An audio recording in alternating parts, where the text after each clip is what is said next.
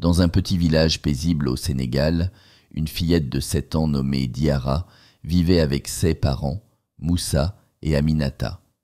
Diarra était une enfant douce et joyeuse, connue pour son sourire radieux. Mais derrière ce sourire se cachait une douleur que personne ne voyait. Tout a commencé un soir. Diarra jouait tranquillement avec sa poupée en tissu dans sa chambre. Moussa, son père, entra doucement et referma la porte derrière lui. « Diarra, je vais te montrer ce que c'est d'être une grande fille, mais tu ne dois en parler à personne. C'est notre secret. » Innocente et confiante, Diarra hocha la tête sans comprendre. Mais ce que son père lui fit cette nuit-là brisa sa confiance.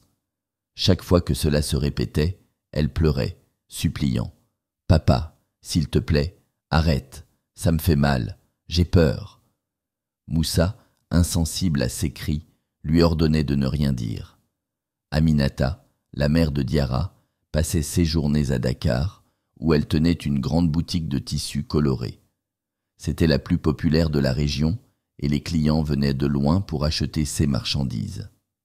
Un jour, Diarra trouva le courage d'aller parler à sa mère. Aminata, assise à la table de la salle à manger, comptait de l'argent et vérifiait et commandes. « Maman, pourquoi papa me fait mal quand tu n'es pas là ?» demanda Diarra timidement. Aminata, concentrée sur ses comptes, ne leva même pas les yeux. « Diarra, je suis occupée. Tu sais combien je travaille pour qu'on ne manque de rien.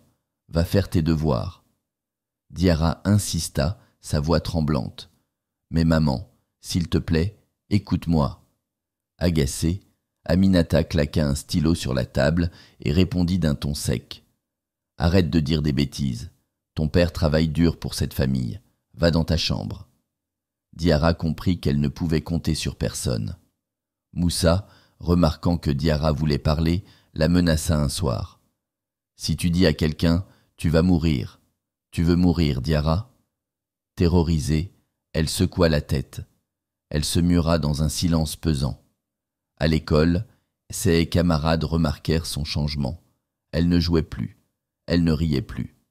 Ses enseignants dirent à Aminata « Votre fille semble distante. Elle est si silencieuse ces derniers temps. » Mais Aminata, trop absorbée par son commerce, ne prêta pas attention à ces remarques. Un jour, Aminata rentra chez elle plus tôt que prévu. La maison était étrangement silencieuse. Elle monta les escaliers et entendit des bruits venant de la chambre de Diarra. Quand elle ouvrit la porte, elle fut choquée par ce qu'elle vit. Moussa, son mari, était en train de commettre l'impensable. « Moussa !» hurla-t-elle en se précipitant pour arracher sa fille des bras de son père. Diarra, en larmes, se réfugia dans les bras de sa mère. Pour la première fois, Aminata comprit les appels à l'aide de sa fille. Aminata appela immédiatement la police et Moussa fut arrêté. Lors de son procès, il tenta de se défendre en disant « Aminata n'était jamais là. Elle était toujours occupée par son commerce. Je me sentais seul. » Personne n'accepta cette justification. Moussa fut condamné à la prison à vie. Quant à Diarra, elle entama un processus de guérison avec un thérapeute. Chaque séance lui permit de retrouver peu à peu son sourire et sa confiance. Aminata, rongée par la culpabilité, vendit sa boutique et se consacra entièrement à sa fille. Elle réalisa que l'amour et la protection d'un parent sont les choses les plus importantes. Chers parents, écoutez vos enfants. Leur silence peut cacher des souffrances immenses.